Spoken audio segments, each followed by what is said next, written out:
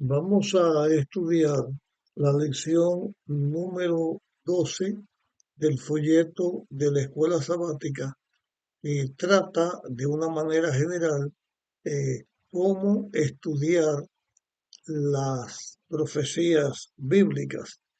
Aquí se está presentando un estudio de la profecía bíblica haciendo una comparación de dos historias.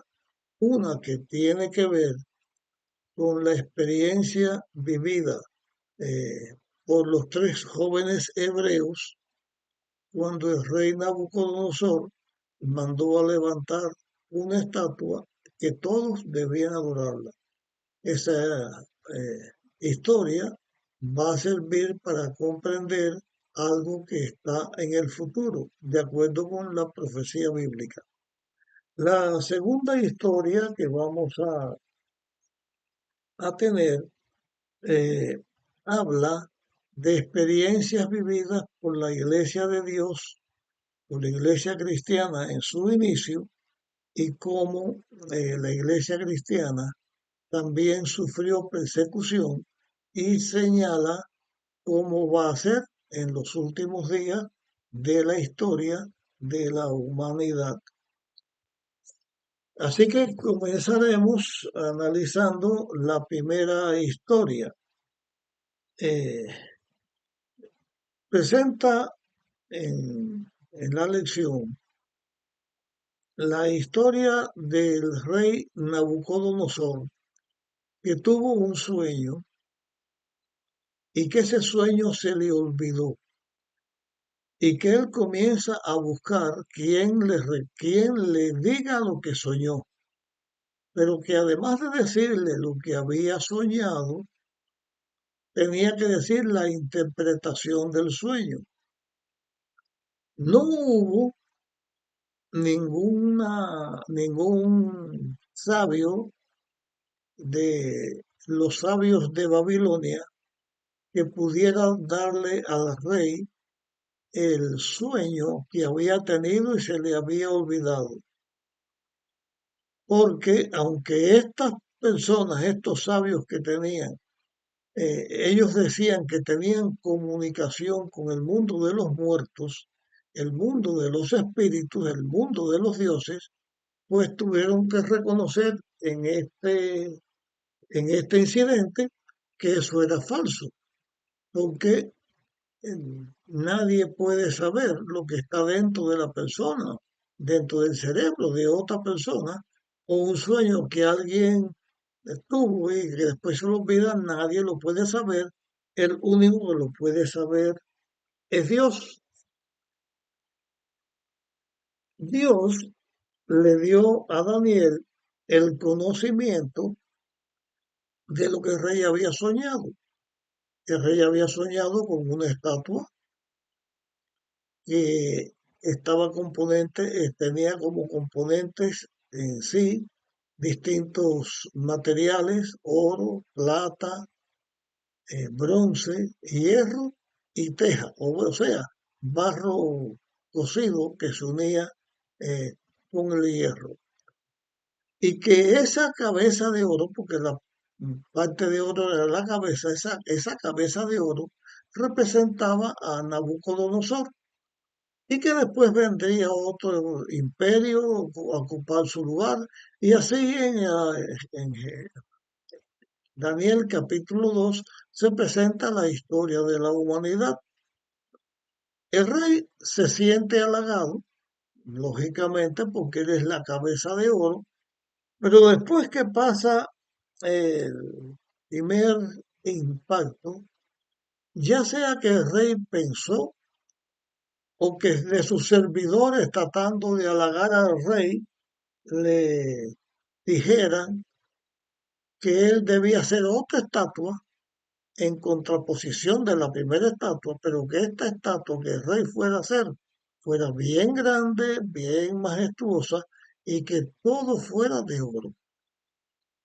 Al ser de oro, estaba señalando que no estaban de acuerdo con lo que Dios había dado, diciéndole que detrás de Nabucodonosor vendría otro reino. otro imperio. Y estaba señalando con esta estatua que Nabucodonosor se declaraba como más grande que Dios, porque su imperio nunca iba a terminar, por eso la imagen entera iba a ser de oro. Y que además de ser una imagen que dijera que el rey iba a gobernar para siempre, también a esa imagen había que rendirle adoración. Había que adorar a esa imagen como un dios. Se hicieron los preparativos, se hizo todo lo que eh, estaba para hacerse según lo que el rey quería, y después que ya la imagen estaba hecha en una llanura, el rey tenía allí hornos de fuego, mandó a hacer una reunión de todo su imperio y de dirigentes de otros lugares de su propio imperio que vinieran, se trae a los músicos y cuando comienza, por el orden del rey, cuando comienza la música a sonar, a tocar los tambores, todos los instrumentos musicales, todo el mundo tenía que postrarse y adorar como si fuera Dios a la estatua que el rey había establecido. En esa ocasión no estaba presente Daniel, no se cuenta en el relato bíblico que él estuviera, no dice tampoco dónde debía estar o dónde iba a estar, pero sí se cuentan los tres jóvenes hebreos, Sadrach, Mesach y Abednego, que eran los jóvenes hebreos compañeros de Daniel. Cuando la orquesta comienza a tocar la música, todo el mundo se dobla, adora la estatua, pero siempre habían vigilantes para ver qué iban a hacer estos jóvenes hebreos, porque ellos habían declarado que solamente adoraban a Dios, al Dios de los hebreos, a Jehová. Cuando todos están doblados, hasta el mismo rey está adorando su imagen, interrumpen al rey en su adoración y le dicen, estos jóvenes hebreos que trajiste cautivos de Egipto, ellos no adoran tu imagen, no adoran la imagen, el Dios que tú has hecho. El rey se enfurece, manda a buscar a los jóvenes hebreos y les dice, es cierto que ustedes no adoran la imagen que yo mandé que se haga. ¿No saben que si no la adoran van a morir en el horno? ¿Qué Dios podrá librarlos de mi poder? Los jóvenes le dijeron en respuesta al rey, mira rey, de esto no tenemos que hablar nada. Nuestro Dios tiene el poder de librarnos, pero si no nos libra, tampoco vamos a adorar a tu imagen, porque nosotros solamente adoramos a Dios. El rey se llenó de ira, mandó a calentar un horno 7 veces más, y les dijo, vamos a ver qué Dios los puede librar de mi mano, qué Dios los podrá librar de mi mano. Y los mandó a echar al horno de fuego. Los soldados vigorosos, los hombres fuertes que el rey mandó, agarraron a los tres hebreos y los echaron al fuego. Estaban ellos atados dentro del fuego. La llama que era tan fuerte mató a los hombres que pusieron en el horno a los hebreos. Pero el rey se queda mirando y de pronto se demuda su rostro y comienza a temblar y dice, no echamos 3 hombres y yo veo 4 y el cuarto es semejante al Hijo de Dios y se pasean por el fuego como si nada estuviera. Entonces el rey manda a los jóvenes que salgan. No había en ellos ni siquiera olor a humo, solamente se le habían quemado las sogas. el rey da un edicto para adorar al Dios de los hebreos, para adorar a Jehová. Dios allí actuó protegiendo a, a su pueblo. Esa es la historia, la primera historia que estamos señalando. Pero en la profecía bíblica, en el libro de Apocalipsis, en el capítulo 13, se habla de otra imagen. Esta otra imagen de la cual se habla en el libro de Apocalipsis ya no era una imagen de oro material que se había hecho allí como la imagen que el rey mandó hacer, sino que es un simbolismo. En el libro de Apocalipsis, capítulo 13, se presenta una visión de dos bestias. Una bestia está representando a un poder religioso político que habría en el mundo. Y la segunda bestia estaba representando a una bestia que surge en un lugar despoblado de la tierra, o sea, esa segunda bestia de Apocalipsis 13 representa a Estados Unidos. Estados Unidos que se representa como una bestia, como si fuera un cordero, pero que se transformaría y hablaría como un dragón. La primera bestia que se presenta, ella persiguió a los hijos de Dios por 1260 años, mató, llevó en cautiverio y mató a todo lo que se opusiera. La palabra de Dios no se podía enseñar. Es esta bestia estaba representando a un poder en la tierra que surgiría. eh, es la misma imagen de Daniel que representaba al Imperio Romano y un cuerno que tenía el Imperio Romano. Ese cuerno estaba representado por esta segunda bestia que representa al papado. La primera la segunda bestia que se presenta en el capítulo 13 de Apocalipsis es una bestia que hace una imagen, manda a hacer una imagen, o sea, otra bestia que hace una imagen que representa a la primera imagen. ¿En qué la representaba? La primera imagen se imponía por la persecución, por dar muerte a los que se lo oponían.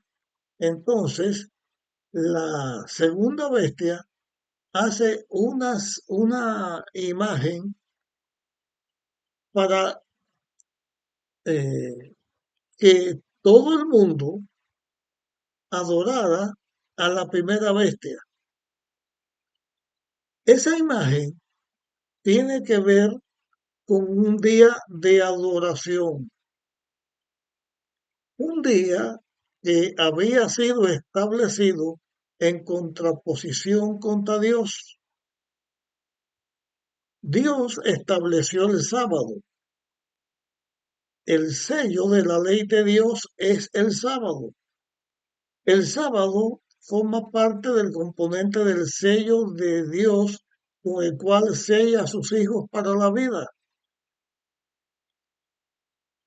Se levanta una ley donde todas las personas tienen que adorar en el día que la primera vez que estableció, que es el domingo, porque la Iglesia Católica quitó la adoración que Dios puso en el sábado y la colocó en el domingo.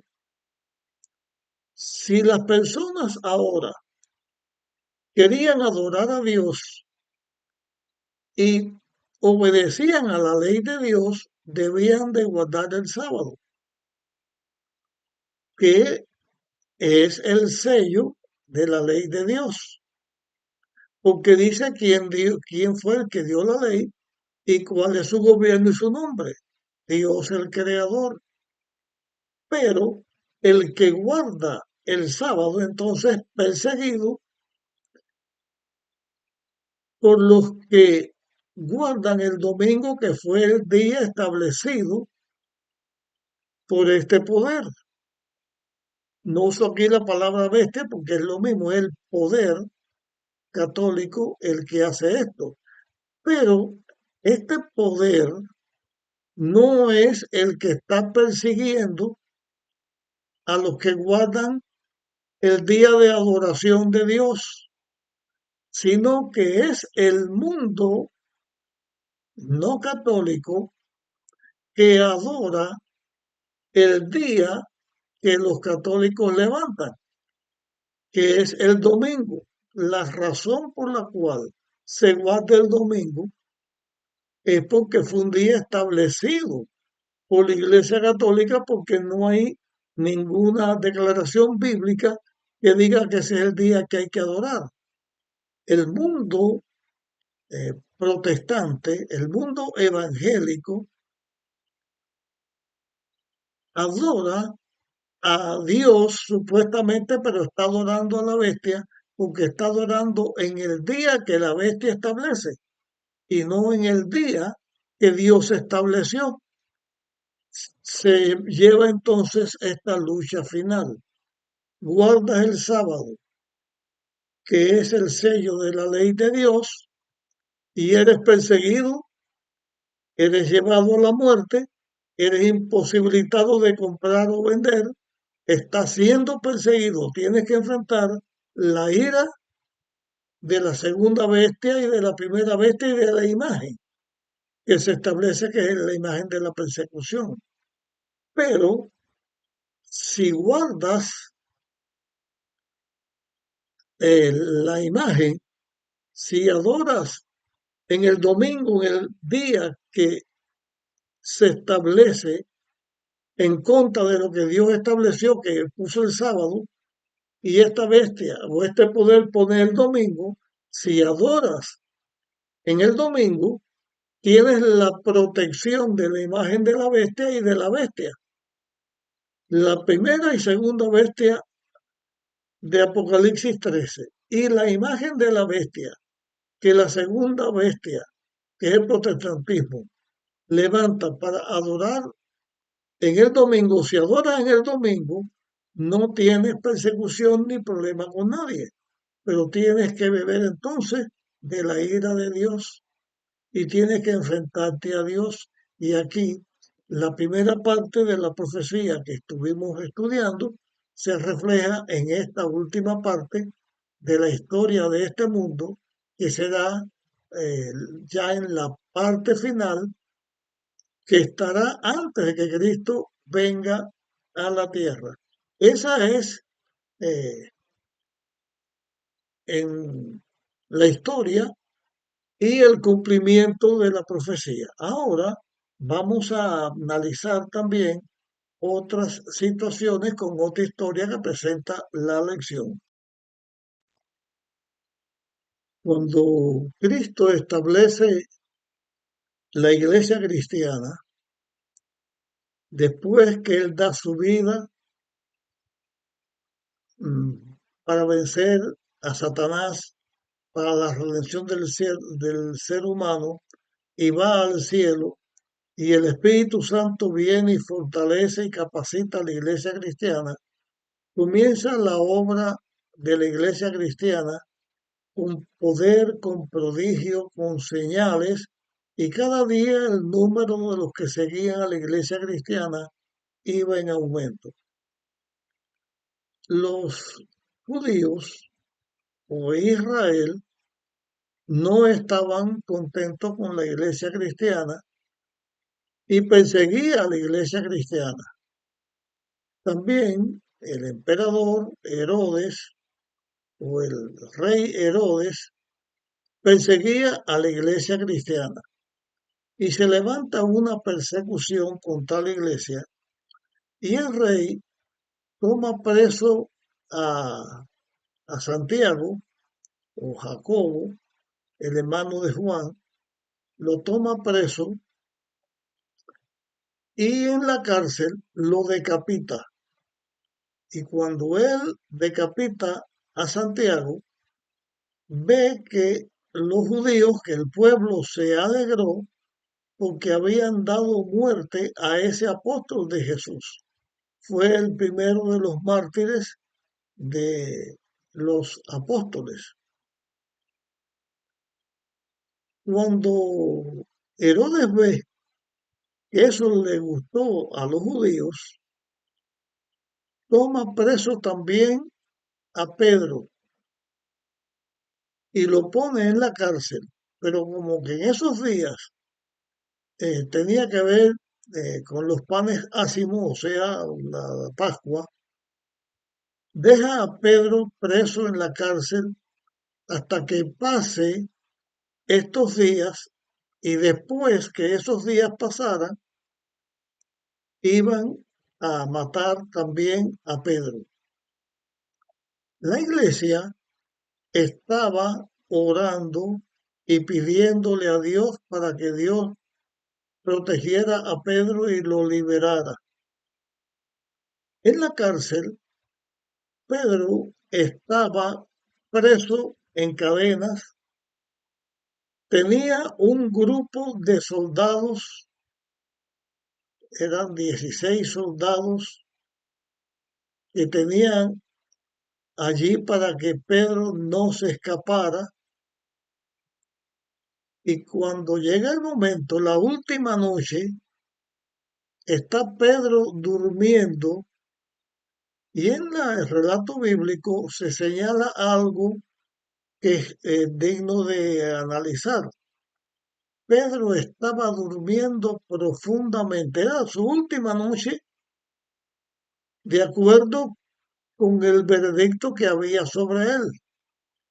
Y a Santiago lo habían matado. La iglesia oraba por Pedro, pero Pedro estaba confiado en las manos de Dios, no tenía miedo.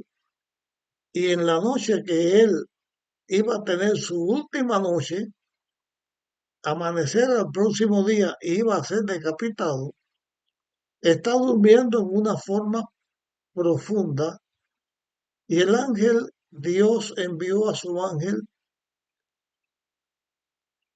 se le cayeron las cadenas a Pedro de las manos donde lo tenían encadenado. Pedro seguía durmiendo, el ángel sacude a Pedro, Pedro se despierta y el ángel le hace señal como que lo siguiera. Pedro lo iba a seguir y el ángel le dijo, ponte la capa o el capote, el abrigo. Salen y las puertas se abren solas. Y Pedro pensaba que estaba como soñando y sigue detrás del ángel.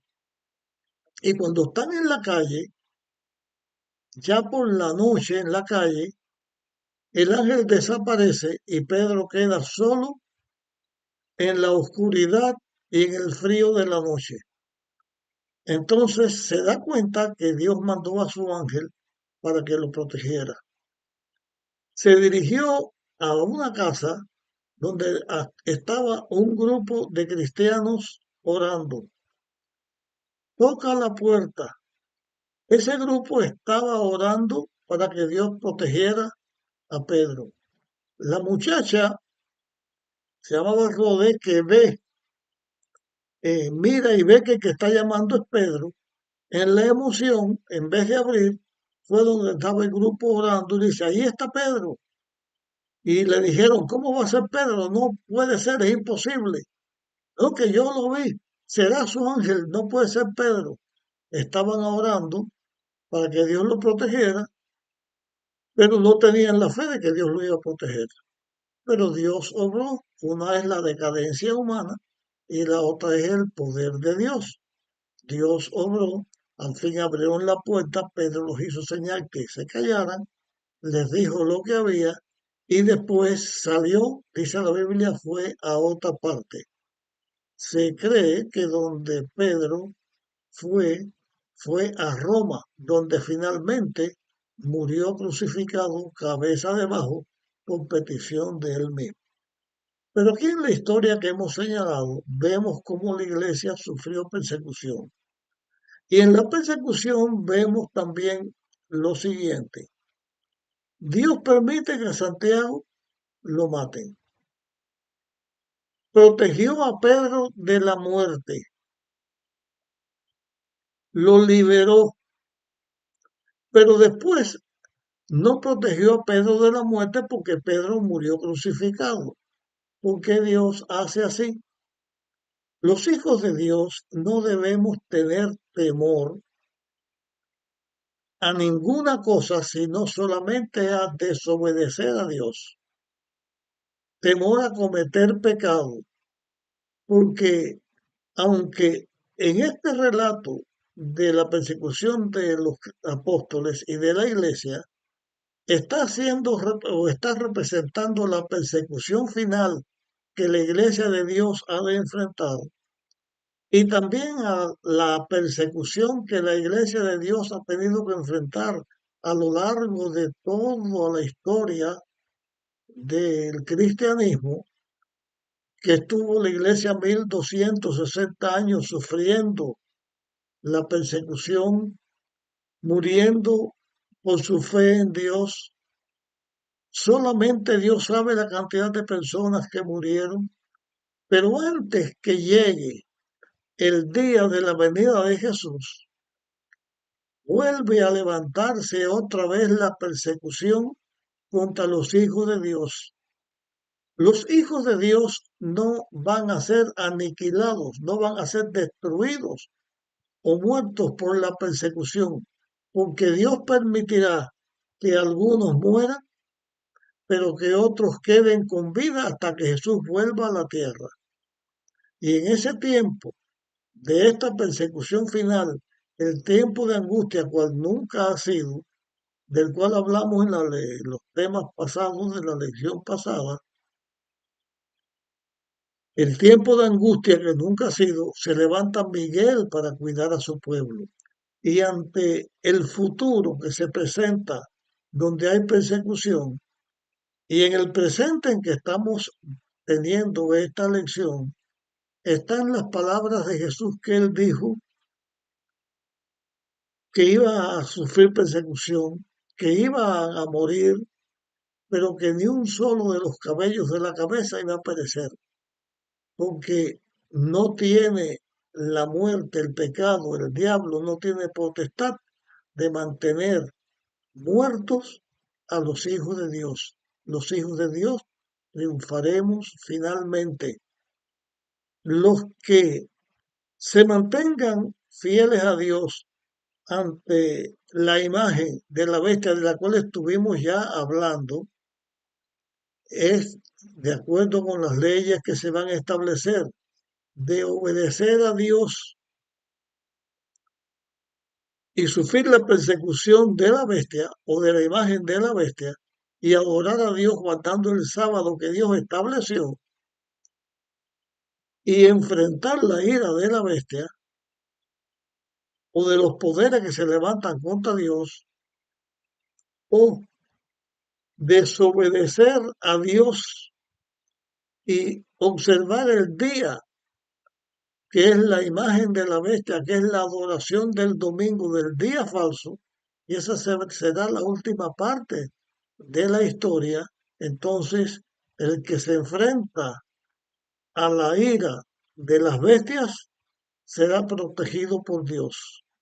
Los que enfrentan la ira de Dios por desobedecer la palabra de Dios y obedecer la palabra de en los poderes que se levantan contra Dios y la adoración de un día falso, entonces sufrirán la ira de Dios, del cual ya hemos hablado. La ira de Dios, aclaro aquí, no significa como la ira de los seres humanos que se llena de cólera.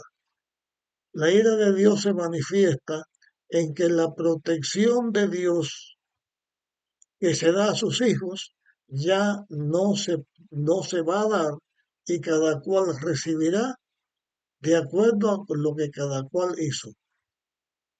Permitir Dios que la persona enfrente y sufra de acuerdo con su decisión, eso es la ira de Dios, no como la ira de un ser humano, sino que el que se vende al pecado y estar en contra de Dios y su palabra, recoge el fruto de sus acciones. De una manera o de otra, en esta lección, en estas dos historias, se está señalando en la profecía bíblica que la historia de este mundo va a terminar en una batalla. La batalla quedará como finalidad que Dios tendrá un pueblo vivo que no va a morir porque esto llegará hasta el día en que Jesús venga. Y ese pueblo vivo que va a honrar a Dios y es fiel a Dios será transformado y serán llevados al cielo.